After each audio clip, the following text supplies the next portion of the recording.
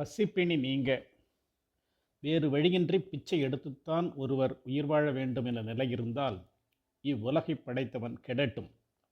மக்கள் பசியினால் வாடுவது நமது நாட்டில் மட்டுமல்ல, பல நாடுகளிலும் உள்ளது. இந்நோய் பல நூற்றாண்டுகளாகவே இருந்திருக்க வேண்டும். இல்லாவிடில் வள்ளுவர் ஏன் இந்த குறளை எழுதியிருக்க வேண்டும்? இறந்தும் உயிர் வாழ்தல் வேண்டின் பறந்து கெடுக உலகு இயற்றியான். கோவலன் மகள் மணிமேகலை அட்சய பாத்திரம் ஏந்தி காவிரி பூம்பட்டினத்தில் வறியோர்க்கெல்லாம் பசிப்பிணி அகற்றியதாக வரலாறு கூறுகிறதே.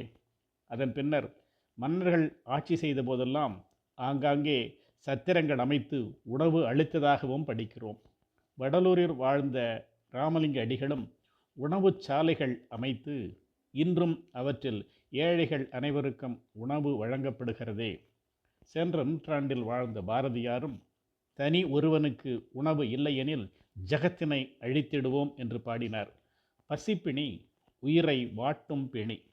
நமது நாட்டில் ஏறத்தாழ 30 விழுக்காட்டினர் ஏழைகள் என்றாலும் ஒருவேளை உணவு கூட கிடைக்காத 5 விழுக்காட்டினர் பசியினால் உயிரிழக்கின்றனர் என்று அறிகிறோம். இதற்கு என்னதான் வழி? இறைவனை நொந்து என்ன பயன்? சில நகரங்களில் தொண்டு நிறுவனங்கள் திருமண நிகழ்வுகளில் வீணாகும் உணவினை சேகரித்து வறியோர்களுக்கு வழங்குகின்றனர். நாமும் எக்காரணம் கொண்டும் உணவுப் பொருளை வீணாக்குதல் கூடாது. மக்களாட்சியில் நாட்டை ஆள்பவர்கள் பட்டினிச்சாவை குறைக்க, ஏழைகளின் சிரிப்பில் இறைவனை காண ஆண்டுதோறும் திட்டங்கள் தீட்டுகிறார்கள். பசிப்பிணியை போக்க என்னதான் வழி? சிந்தியுங்கள். இக்கருத்தை இரவச்சம் எனும் அதிகாரத்தில் இறந்தும் உயிர் வாழ்தல் வேண்டின் பறந்து கெடுக உலகு இயற்றியான் என வள்ளுவர் எழுதியுள்ளார்.